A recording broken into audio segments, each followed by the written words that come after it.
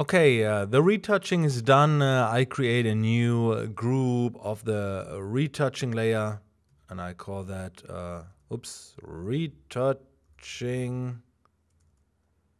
So, yeah, that's right. And in the next step, it's all about light. I like to add more light here coming from the back.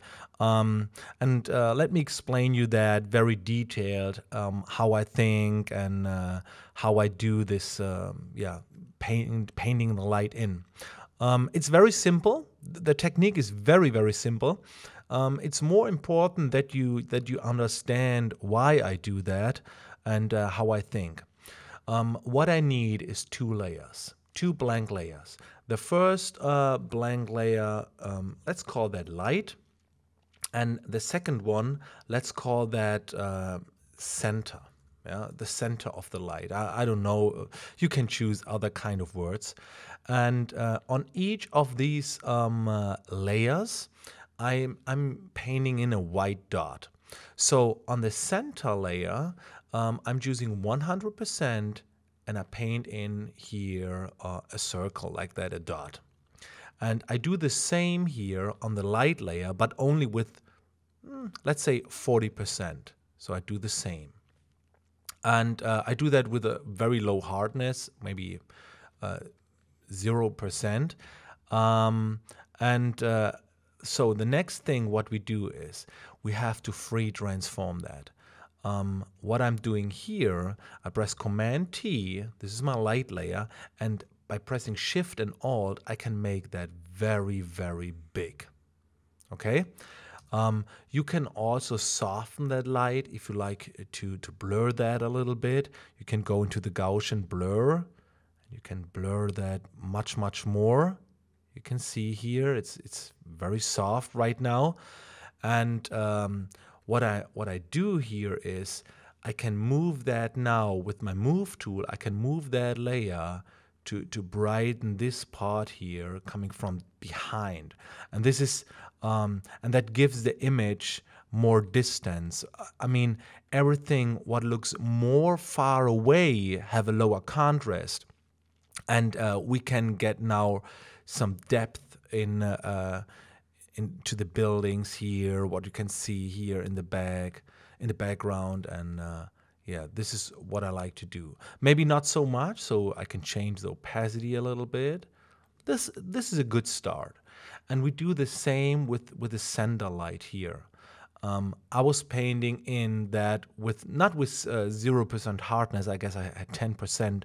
So we have to blur that maybe also.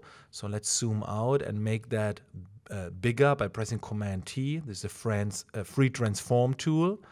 I make that bigger, and I have to place that here. And I click Enter, and let's blur that again.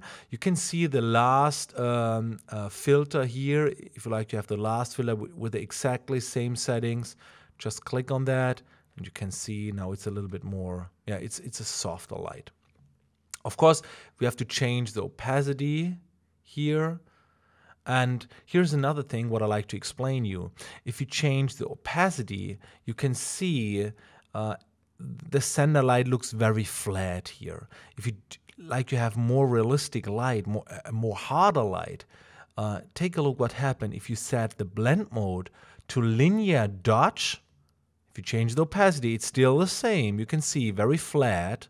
But if you change the fill, the blend mode stays in the picture, and you will get a very high contrast light in the back. So it's up to you what you like to have. In this case, I like to change the opacity, but it was very important to show you that the difference between opacity and fill, most of the people think the difference between opacity and fill has only to do with the layer styles. But it's also very useful with blending modes to change the opacity or the fill. Okay, but I think it's a little bit too big, the center light, so I make that a little bit smaller, maybe like that. I have to play around. I'm not the biggest or the most professional guy in having a good feeling for that. You can do that much better. Let's change the fill a little bit. Yeah. I think that looks good. Let's bring these two layers into a group by pressing a Shift key, click on them, and let's call that light. And yeah, I think that looks better. In the next step, we darken some parts here of the image, and then it looks more interesting. But and we can change the layer. We can change the opacity later again too. So this looks okay. Maybe you can also do that with one layer. I do that with 2 layers. And I'm sure you can do that also with 1 layer. And we still have some texture here in the clouds. Here we do not have so much details. That is okay. And now we have to change the lightness in the picture a little bit. We do that with a manual vignette, but we do that in the next step, and then we make that all perfect.